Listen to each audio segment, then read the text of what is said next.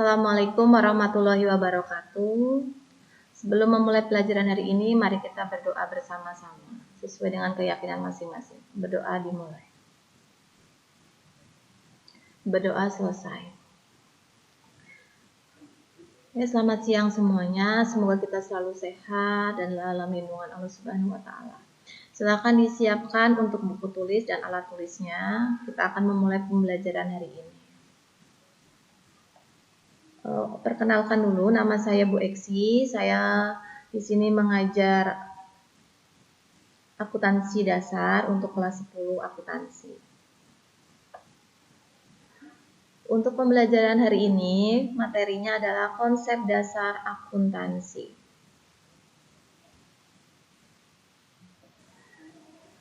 KD-nya ada di KD 3.1, yaitu memahami pengertian, tujuan, peran akuntansi, dan pihak-pihak yang membutuhkan informasi akuntansi. KD berikutnya adalah KD 4.1, yaitu mengelompokkan pihak-pihak yang membutuhkan informasi akuntansi sesuai perannya. Nah, di sini dijelaskan pengertian akuntansi. Akuntansi adalah proses identifikasi, pengukuran, dan komunikasi dari informasi-informasi ekonomi untuk menghasilkan pertimbangan dan keputusan-keputusan dari pemakai informasi. Nah, di sini di pengertian akuntansi itu ada proses identifikasi. Ini maksudnya misalkan kamu mendapatkan bukti transaksi. Bukti transaksi itu contohnya ada kwitansi. Nah, kwitansi itu kan kita terima jika kita sudah menyerahkan uang. Kita pasti akan mendapatkan bukti berupa kwitansi. Nah, nanti bukti tersebut dikumpulkan, kemudian kita langsung catat di jurnal. Nah, jurnal umum itu hampir istilahnya itu seperti buku harian. Jadi, setiap terjadi transaksi kita langsung tulis. Kalau buku harian kan setiap kita melakukan sesuatu pasti kita tulis di buku harian tersebut. Makanya biasanya orang tuh menyebutnya jurnal umum itu adalah buku diari atau buku harian. Dan nanti dikomunikasikan sebagai informasi pengambilan keputusan atau pertimbangan pengambilan keputusan. Jadi nanti setelah kita membuat jurnal, kita akan memindahkan ke buku besar. Nah, itu namanya dari pemindahan jurnal ke buku besar, itu namanya posting. Dari posting tersebut, kita sudah menjadikan buku besar. Dari buku besar tersebut, nanti kita bisa susun ke laporan keuangan. Tuh. Nah, di sini informasi akuntansi adalah data transaksi keuangan perusahaan untuk satu periode tertentu yang diiktisarkan itu diperkirakan dalam bentuk laporan keuangan, di mana laporan keuangan perusahaan merupakan media komunikasi antara kegiatan usaha perusahaan dengan pihak-pihak yang berkepentingan atas posisi keuangan dan perkembangan usaha perusahaan. Nah, tadi sudah saya jelaskan di awal. Jadi, dalam laporan keuangan itu nanti kita akan bisa mengetahui perusahaan kita mengalami kerugian atau mengalami keuntungan. Kalaupun mengalami keuntungan ataupun kerugian, berapa nominalnya itu kita akan mengetahui dari laporan keuangan tersebut. Nah, dari laporan keuangan tersebut tadi, misalkan perusahaan saya mengalami keuntungan sekian persen dari modalnya. Nah, nanti keuntungan tersebut tergolong keuntungan yang tinggi, rendah, atau sedang. Nah, kalau misalkan ternyata keuntungan perusahaan saya sedang keuntungannya. Nah, sedang tersebut kita harus mencari cara. Bagaimana caranya agar keuntungan itu bisa menjadi keuntungan yang lebih tinggi. Nah, coba kalian bayangkan kalau misalkan kita tidak ada laporan keuangan, kita tidak pernah tahu bahwa perusahaan kita untung atau rugi. Lama-kelamaan yang ada perusahaan kita makin bobrok karena kita nggak pernah tahu. Gitu. Nah, nanti misalkan dari laporan keuangan itu selain untuk mengetahui untung atau rugi, kita juga bisa mengetahui bagaimana caranya kita memperkenalkan produk kita ke orang lain. Misalkan ternyata di laporan keuangan itu kan misalkan ada iklannya menggunakan media sosial. Ternyata keuntungan bulan ini itu 100%. Nah, kita bandingkan dengan bulan sebelumnya. Ternyata bulan sebelumnya kita hanya menggunakan brosur tuh iklannya.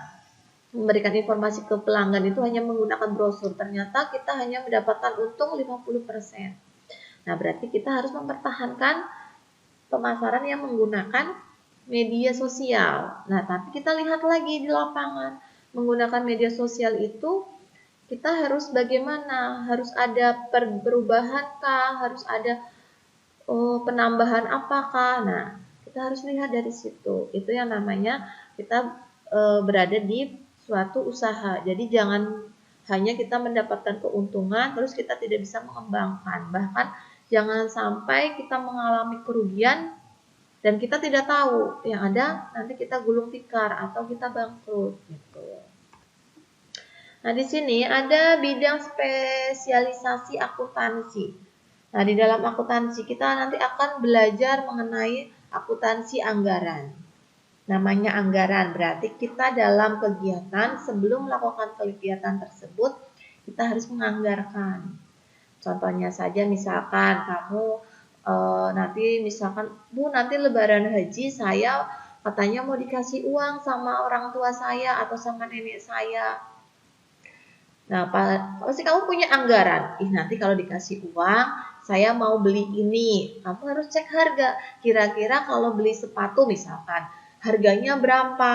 Nah, kalau harganya 100.000, kamu harus cari tahu lagi kira-kira saya mau dikasihnya berapa. Misalkan ternyata dikasihnya, kita selalu ngambil itu titik terendahnya. Biasanya si nenek kalau ngasih saya cuma 50.000. Nah, kan gak akan nyampe kalau kamu menganggarkan sepatu harganya 100.000, sedangkan nenek ngasihnya hanya 50.000. Itulah fungsinya anggaran. Berarti kita harus mencari sepatu yang harganya di bawah 50.000. Maksimal itu harga 50.000. Tuh kalau namanya akuntansi anggaran. Jadi kita harus selalu berpikir mana harga tertinggi dan mana harga terendah kita. Kita yang menentukan berdasarkan dari harga di pasar. Kemudian yang kedua ada akuntansi manajemen. Nah, akuntansi manajemen ini kamu harus bisa atau kalian tuh harus bisa memanajemen. Ya tadi kita harus mempunyai prinsip bahwa penerimaan itu harus lebih besar daripada pengeluaran. Itu namanya akuntansi manajemen. Jadi kita harus mengolah sendiri. Kalau sekarang mungkin kamu masuknya bukan akuntansi manajemen keuangan, tapi akuntansi manajemen waktu. Nah, kamu harus pintar untuk membagi waktunya. Misalkan, Bu, saya ternyata pembelajaran online itu dari jam 7 sampai jam setengah 1, misalkan. Nah, berarti saya harus bangun atau sudah siap dalam segala hal, misalkan sudah sarapan, sudah mandi, sudah berpakaian seragam rapi. Itu setengah jam sebelum jam 7, berarti setengah 7 harus sudah siap. Nah, nanti kita selesai setengah 1, misalkan. Berarti dari jam setengah 1 sampai sore kamu harus bisa manajemen. Misalkan ada tugas. Nah, tugas itu harus dikerjakan jam berapa? Bu, saya mau istirahat dulu. Berarti misalkan jam 2 lah saya mengerjakan tugas. Nah, kamu harus ada estimasi waktu lagi di jadwal ngerjain tugas itu jam 2 sampai jam berapa. Setelah itu harus ada waktu untuk membantu orang tua, harus ada waktu untuk mandi, harus ada waktu untuk sholat dan lain sebagainya. Tuh. Kemudian yang ketiga ada akuntansi biaya. Nah, akuntansi biaya itu hanya membahas biaya-biaya yang harus kita keluarkan. Contohnya, kamu mau sekolah, itu harus diprediksi. Saya sekolah 3 tahun, jarak rumah ke sekolah saya berapa jam misalkan. Nah, dari jam itu kan misalkan kita naik motor pasti bisa diketahui kira-kira bensin sehari untuk pulang pergi berapa. Kemudian kalau misalkan saya naik angkotnya berapa kali. Berarti biaya saya sebulan atau selama 3 tahun itu hanya untuk angkot berapa.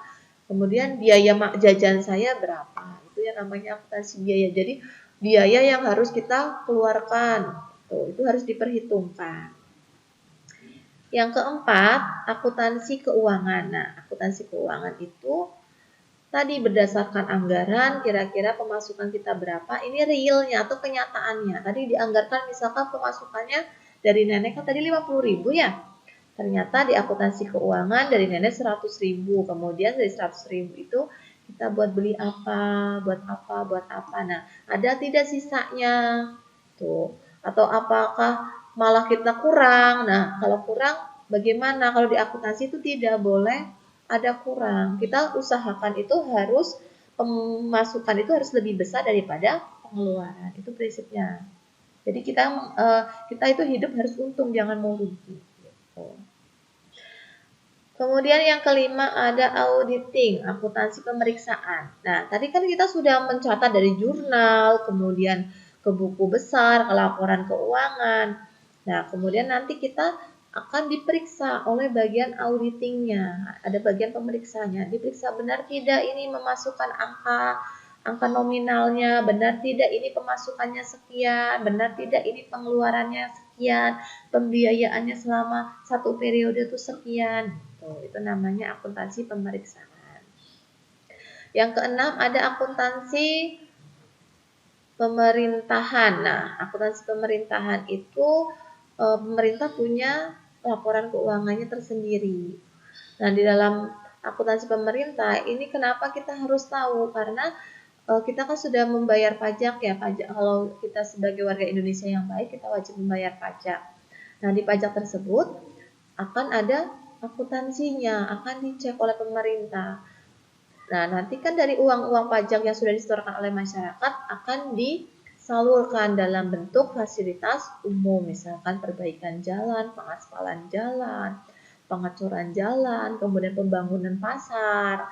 Nah, pasar tersebut kan bisa kita nikmati ya fasilitas pasarnya, kemudian ada rumah sakit, ada puskesmas. Nah, itu fasilitas-fasilitas yang pemerintah bangun dan nanti ada laporan keuangannya gitu. Kemudian yang ketujuh itu ada akuntansi perpajakan. Nah, tadi dari akuntansi pemerintahan itu dananya dapat dari akuntansi perpajakan. Jadi orang Indonesia itu makanya diwajibkan untuk membayar pajak karena pajak tersebut akan disalurkan ke fasilitas umum dan yang akan dinikmati oleh masyarakat juga. Jadi dikembalikan dalam bentuk fasilitas. Kemudian ada juga profesi akuntansi, adalah lingkup pekerjaan yang dilakukan oleh akuntan sebagai akuntan publik yang lazimnya terdiri dari pekerjaan audit, akuntansi, pajak, dan konsultasi manajemen atau konsultan manajemen. Jadi di sini misalkan ada pekerjaan audit. Audit itu kan memeriksa.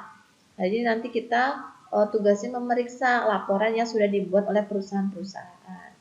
Nah, akuntansi berarti kita yang membuat laporan keuangannya. Kemudian ada pajak. Nanti kita di bagian perpajakan kita menghitung si A harus membayar pajak berapa, si B harus membayar pajak berapa. Tuh. Kemudian ada konsultan manajemen. Nah, konsultan manajemen itu nanti kita bisa menjadi konsultannya. Misalkan, oh perusahaan saya kok rugi terus ya semenjak akhir-akhir ini. Gitu. Nah, nanti kita bisa konsultasikan, buat sharing lah untuk curhat gitu. Nanti kan di dalam konsultasi itu nanti kita akan mendapatkan jalan keluar. Oh ternyata udah cukup stop saja kah daripada nanti menambah hutang atau kita harus lanjut perusahaannya gitu. Atau kita harus merubah sistem pemasarannya atau sistem manajemen perkenalan produk ke masyarakatnya, marketingnya gitu. Yang berikutnya ada etika profesi akuntansi. Nah, namanya etika berarti aturannya adalah suatu ilmu yang membahas perilaku perbuatan baik dan buruk manusia sejauh yang dapat dipahami oleh pikiran manusia terhadap pekerjaan yang membutuhkan pelatihan, penguasaan terhadap suatu pengetahuan khusus sebagai akuntan. Nah, di sini untuk etika profesi akuntansi itu kita harus bisa dipercaya. Kemudian kita juga harus jujur. Kita harus bisa menjaga rahasia perusahaan. Kemudian kita harus melaporkan sesuai dengan kenyataannya. Tuh. Kita juga harus profesional. Kemudian harus mengikuti standar teknisnya atau peraturan yang dibuat oleh pemerintah. Dan jangan lupa kita juga harus mempunyai sikap yang tanggung jawab. Tuh. Kemudian objektivitas. Objektivitas itu artinya kita tidak berpihak. Tuh. Kemudian yang berikutnya ada badan usaha. Adalah suatu organisasi usaha yang menggunakan faktor-faktor produksi dari perusahaan sebagai alat untuk mendapatkan keuntungan atau laba. Nah, badan usaha tersebut tadi selain kita sudah membuat laporannya, pasti kita mempunyai usahanya. Tidak mungkin kita mempunyai laporan tapi kita tidak mempunyai usahanya. Nah, di badan usaha kita selalu berprinsip bagaimana kita mendapatkan keuntungan. Apakah yang harus kita perbaiki untuk mendapatkan keuntungan yang lebih tinggi. Nah, berdasarkan bentuk hukum dan tanggung jawabnya, maka badan usaha dapat dibedakan sebagai berikut. Ada badan usaha milik negara dan ada badan usaha milik daerah atau BUMD. Kemudian ada badan usaha milik swasta atau BUMS dan ada koperasi. Nah, badan usaha ini tujuannya sama, ingin melanjutkan usahanya menjadi lebih tinggi atau lebih baik atau lebih berkembang dan mendapatkan keuntungan yang maksimal. Itu semua badan usaha pasti menginginkannya ke tujuan tersebut. Nah, nanti kamu bisa lihat di di koran, kemudian atau surat kabar, kemudian bisa lihat di Google perusahaan apa saja yang masuk BUMN, yang masuk BUMD, kemudian perusahaan apa juga yang milik swasta, terus koperasi itu yang bagaimana. Kalau yang milik, misalkan badan usaha, saya kasih contoh, misalkan badan usaha milik negara. Berarti ini yang dikelola oleh negara. Misalkan ada Pertamina. Pertamina itu kan BUMN. Kemudian ada BUMD yang dikelola oleh daerah tersebut. Misalkan tempat wisata, itu namanya badan usaha milik daerah. Tapi yang diakui oleh daerah. Kemudian ada badan usaha milik swasta. Misalkan kalau badan usaha milik swasta kan kayak perusahaan-perusahaan gitu kan ya. Misalkan ya dekat-dekat sini ada Indocarlo. Itu berarti milik swasta. Kemudian ada koperasi. Koperasi ini didirikan oleh sekelompok orang untuk kesejahteraan anggotanya. Misalkan dari beberapa orang kita mendirikan koperasi. Nah, dari koperasi tersebut nanti usahanya dibagi, tugasnya dibagi-bagi. Nah, nanti anggotanya bersepakat untuk mengembangkan usaha-usaha tersebut. Dalam menjaga kelangsungan kegiatan bisnis, maka berbagai upaya terus dilakukan. Salah satunya dengan melakukan kombinasi dan penggabungan. Adanya penggabungan usaha yang satu dengan yang lainnya diharapkan dapat memperluas usaha. Nah, tadi saya sudah singgung. Jadi, untuk prinsip bisnis itu adalah kita mencari keuntungan dan mengembangkan usaha kita. Jadi, kita harus bisa memanajemen, bisa membuat laporan keuangan yang baik. Kemudian dari laporan keuangan kita konsultasikan dengan manajemen apa yang harus kita perbaiki untuk manajemen pemasarannya, untuk kita mendapatkan bahan baku barang-barang atau bahan baku yang kita butuhkan untuk usaha kita itu. Jadi semuanya harus digabungkan, harus dikombinasikan, harus dimusyawarahkan. Nanti akan bisa memperluas usaha atau meningkatkan keuntungan dari usaha yang sedang kita jalankan. Nah, setelah saya jelaskan tadi dari materi konsep dasar akuntansi, ini nanti ada 5 tugas. Silahkan kalian kerjakan. Jika misalkan kalian membutuhkan sumber-sumber, bisa melihat dari buku, kemudian bisa juga melihat dari e-book yang ada di Google, kemudian juga bisa lihat di Google-nya. Gitu.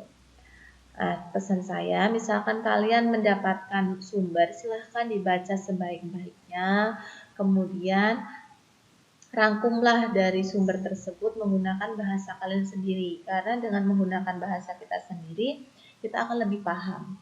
Itu. Oke, mungkin itu saja yang bisa saya sampaikan. Kurang lebihnya saya mohon maaf.